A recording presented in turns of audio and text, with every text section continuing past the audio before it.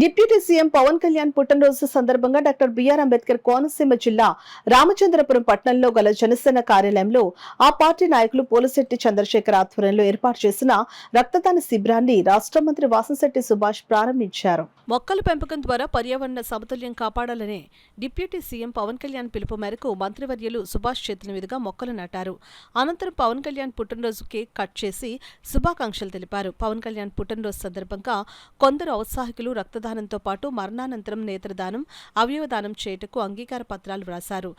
తుఫాన్ ప్రభావంతో ఎడతెరిపి లేకుండా కురుస్తున్న భారీ వర్షాల దృష్ట్యా సేవా కార్యక్రమాలు మినహా ఎటువంటి హంగు ఆర్భాటాలు లేకుండా పుట్టినరోజు కార్యక్రమాలు చేయాలని పవన్ కళ్యాణ్ విజ్ఞప్తి చేశారని పోలిశెట్టి చంద్రశేఖర్ అన్నారు. ఆ విజ్ఞప్తి మేరకు నియోజకవర్గ వ్యాప్తంగా రక్తదానం శిబిరాలు, మొక్కలు నాటే కార్యక్రమం మాత్రమే ఏర్పాటు చేశామని తెలిపారు.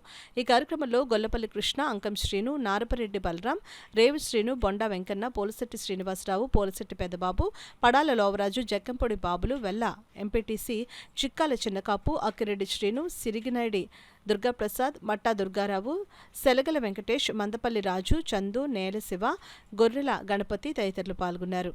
కేవలం జగన్మోహన్ రెడ్డి గారి మీద మెప్పు కోసం కొంతమంది పోరంబోకులు ఇష్టానుసారం మాట్లాడుతూ వచ్చారు.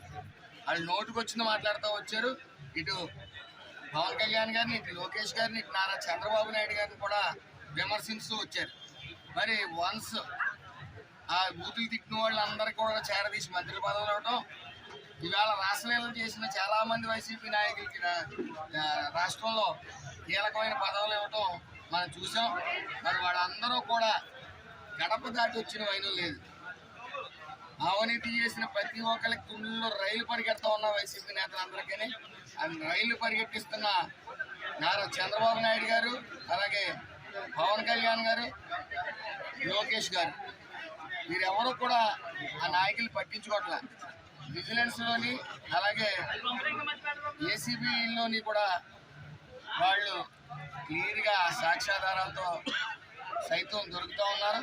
సేవా కార్యక్రమాల్లో మాత్రమే మీరు భాగం పంచుకోండి. ఈ ఆనందోత్సవం మన రైతులు ఇంత ఇబ్బందులో ఉన్నప్పుడు మన ఆనందాల్లోకి వెళ్ళడం కరెక్ట్ కాదని చెప్పేసి నిర్ణయించడం జరిగింది.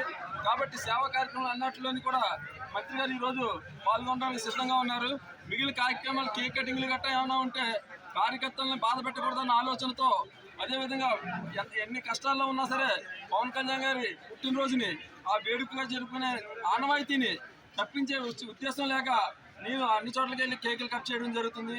ఇది ఆనందంతో కాదు, పవన్ కళ్యాణ్ గారు ఆయన ఉప ముఖ్యమంత్రి అయిన ఆనందంలో చేసుకుంటున్న విషయం.